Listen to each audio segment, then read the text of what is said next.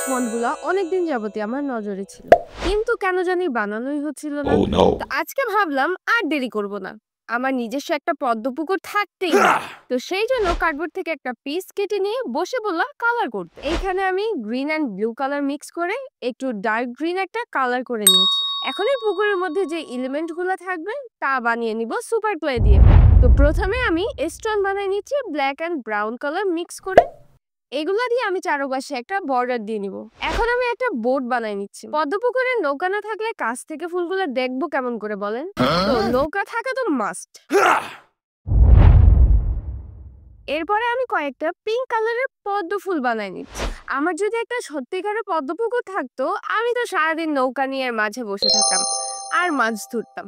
আপনারা কি করতেন কমেন্ট করে জানায় দেন। এখন আমি যে জায়গাগুলোতে পাতা রাখবো সেখানে একটু গ্রিন কালার দিয়ে পাতার এফেক্ট দিয়ে নিচ্ছি। এরপর আমি সব এলিমেন্ট গুলোকে জায়গা মতন বসাই দিয়ে ক্লে গুলোকে ভালো মতন শুকাতে দেব। তো ক্লে গুলো শুকাতে থাকুক, আপনারা এর মধ্যে অনেক সব আইডিয়ার জন্য আমার চ্যানেলটাকে সাবস্ক্রাইব করে রাখেন।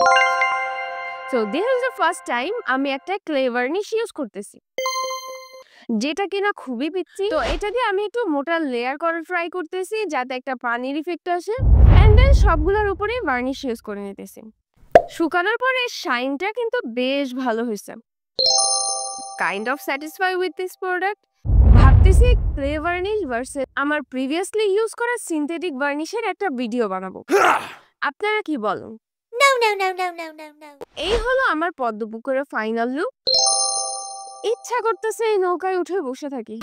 এরপর আপনারা আর কি প্রোডাক্ট টেস্টিং চান, কোনো ক্রাফটিং এর আইডিয়া থাকলে কমেন্ট করে জানাবেন।